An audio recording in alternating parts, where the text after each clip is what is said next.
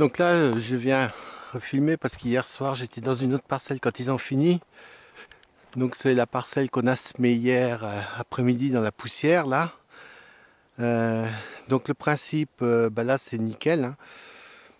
Le seul petit risque, c'est qu'il y ait juste sur la dernière partie, s'il vient un gros coup d'eau, qu'il y ait un tout petit peu de ruissellement. Mais il y a très peu de chance. Donc vous voyez, hein, la terre elle est venue remarquablement, c'est sûr. Pour arriver à ce résultat, il faut travailler le sol.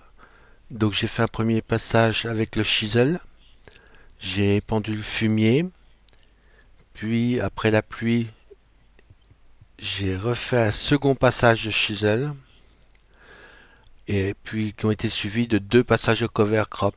Mais avant le cover crop, il y a une opération peu sympa à faire. Bon, là c'est la corvée des cailloux.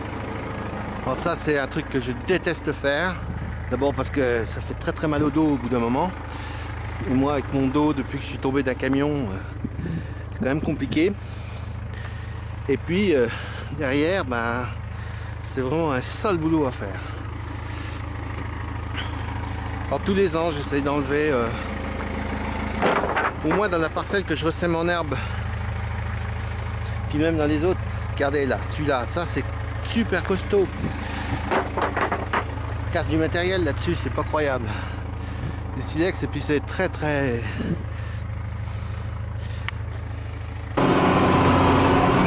Retour dans la terre, c'est la préparation de... Zut, il y a une pierre là, il faut l'enlever. Donc c'est la préparation d'un lit de semences comme on peut avec la sécheresse, c'est quand même sacrément compliqué pour semer du pré. C'est le renouvellement du pré. C'est une parcelle de 6 hectares. Une terre un peu difficile à travailler tout le temps. J'ai eu des petits soucis dans cette terre là. Donc là, l'objectif il est simple, hein. Il me reste 2 heures de cover crop à faire. C'est la seule façon de travailler. Alors là on voit très très bien, hein. En fait j'ai déchaumé, j'ai gratté la terre le plus vite possible après la paille. Choix des semences, je fais des mélanges. Donc Novello c'est un riz gras anglais. Les bêtes aiment bien le pâturé des raies anglais. Par contre, la durée de vie de cette graminée est de l'ordre de 5 ans. Le sac suivant, c'est du dactyle, du bolide. Alors l'avantage du dactyle, c'est qu'il est implanté pour 10 ans et qu'il résiste bien à la sécheresse et qu'il repousse malgré tout dans des conditions un peu difficiles. L'orange, c'est du trèfle blanc. C'est une légumineuse qui pousse plutôt après les récoltes. Et puis la jaune, la noire, pardon, c'était du lotier.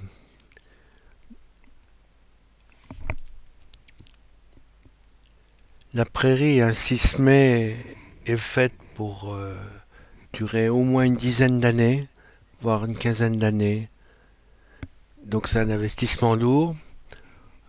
Là, j'en ai pour un petit peu moins de 200 € de semences par hectare.